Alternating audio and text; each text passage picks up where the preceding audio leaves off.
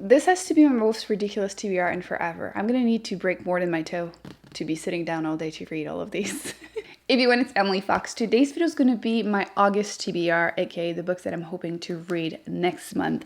I have a big pile because I'm going to be doing a fun challenge. I'm going to be attempting to finish or catch up to as many series as possible.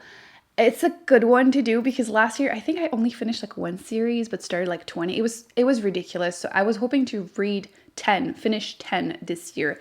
So far I have only finished 3, although I've also have one more that I read a second book and I'm not planning on continuing, which I have mentioned that would count, but I kind of hope that it's not going to be needed, you know? So I have a big pile, but let's start with the only one that I have to read this month that isn't part of that, and it is Crime and Punishment, because this is our classic pick for the Patreon book club for the month of July and August. I'm a little bit late. It's going to be the next book that I pick up. So I will start it in July and hopefully finish it very early in August so I can focus on the series. But I'm scared. I'm absolutely terrified. It's a Russian classic and I've only read like one novella, like 100 pages by another Russian author. So I have basically no idea how it's going to go. I feel like people either love it or hate it. So we'll see. Very, very stressed. By the way, I'm not naked. I'm just realizing the viewfinder. I mean, I'm sure we all knew I wasn't, but you know, although it's been very hot, so. The second book, which is the monthly pick for the month of August on Patreon, is Parable of the Sower. Nope, that was the first book, the one we had to read this month. This is Parable of the Talents by Octavia Butler. This is the second book in this. It was supposed to be a trilogy, I believe, but this is a duology because the author passed away before she could complete this series. But apparently it finishes pretty well on its own. It's a post-apocalyptic book, and I just finished reading book 1. It was great. What I enjoyed is that it feels very realistic. The author chose to not put like magic, aliens, anything like that. There's no like pandemic that happens. It's just truly like society breaking apart. And what makes it even closer to reality is that I believe book 1 starts in 2025. So it's like, it feels very, very possible. Very, very possible. So I enjoyed book 1. Can't wait to read this one this month, and it would be a series completed, so that would be nice too. Let's continue with all the sci-fi and fantasy because I have so many. These are usually my main genres, but not this year, which is so strange. One that should be easy, and I was reminded that I should finish it that way, is the King Chronicles series. This is a novella, The Slow Regard of Selling Things by Patrick Rothfuss. I read book 1, enjoyed it. Book 2, a little bit of a shit show towards the end. So I've kind of forgotten about the rest, but this is a short novella, 150 pages, about a side character who seems interesting, and I enjoyed his writing overall, so I'm hoping that I'll enjoy this, and again, and the completed series very easily. We have Jade War. I really enjoyed Jade City. This is the second book in the Greenbone saga, kind of like battle between 2 clans over a city. The magic system was really interesting, but quite frankly, I mostly cared about the characters, which I like when that happens in big, chunky fantasy, so looking forward to that one. Speaking of chunky, we have the last book in the First Law trilogy by Joe Abercrombie. This is Last Argument of Kings, and yeah, big boy. I read book 1, I think it was last year, and I really, really enjoyed it, and then I read book 2 early this year, and I'm kind of, it wasn't bad, it just felt a bit middle book syndrome for me, but I'm hoping that book 3 will change my mind and that I will love it, and hopefully I mean, we're gonna get some Glockda in there, and I really like him. He's a really fun, like, morally gray character, so enjoy rooting for him. Let's do all the fantasy since we're here. Early this year, I read book 1 in the Queen of the Tearling series. This is the Invasion of the Tearling, book 2.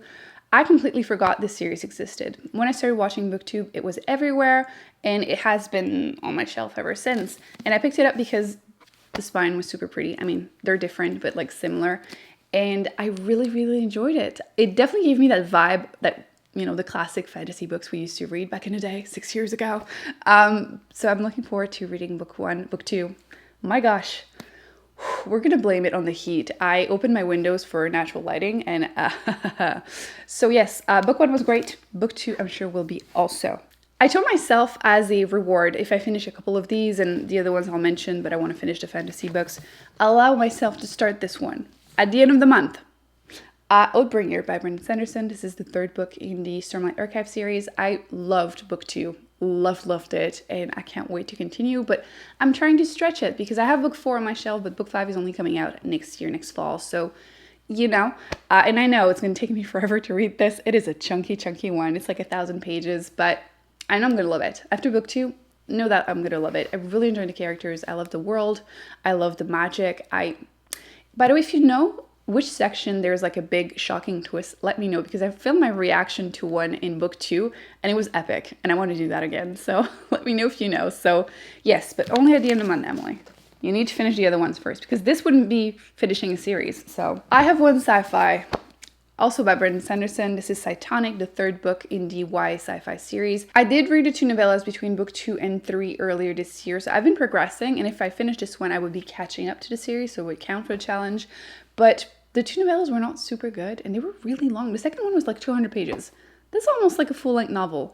And you're following like side characters, which like I don't hate them. Like I was just not as invested as I was in the main character story. So we'll see if this can redeem the series for me or not. Otherwise, I'm losing interest, which doesn't happen very often. But I feel like more and more YA stuff from Sanderson still doesn't really work for me. So yes, we'll be attempting it probably this month. I have 2 more. I've been trying to catch up to a lot of like older books or books that have been on my shelf forever. And this is a good example of that. This is The Girl Who Kicked Hornet's Nest, which is the third book in the Millennium series.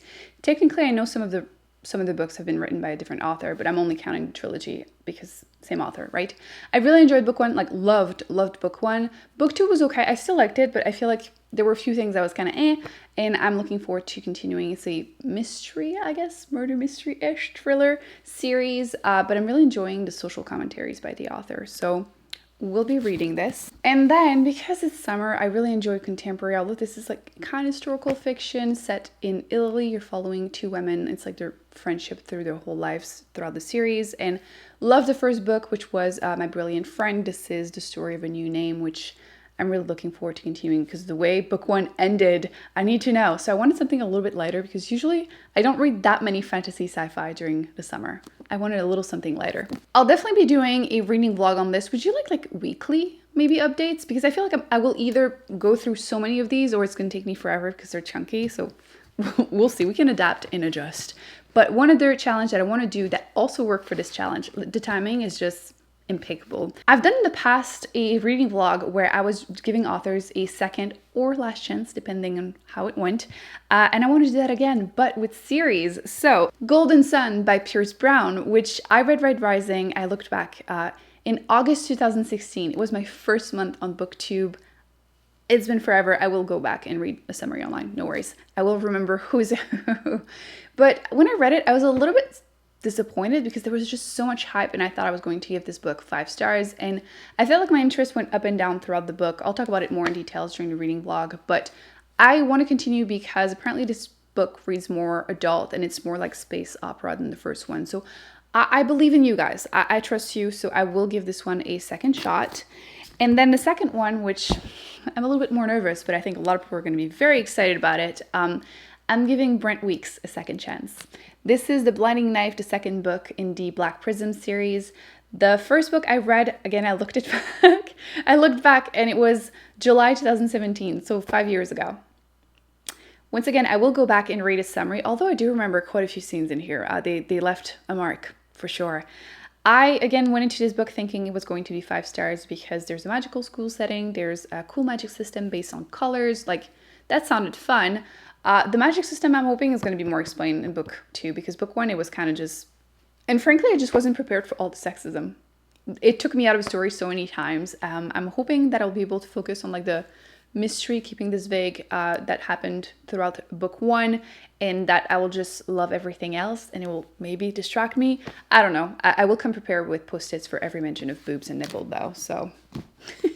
I have a few audiobooks that I'm hoping to listen to this month. None of these are fantasy because fantasy, I don't like listening to them as audiobook because too many names. I just can't remember people very well.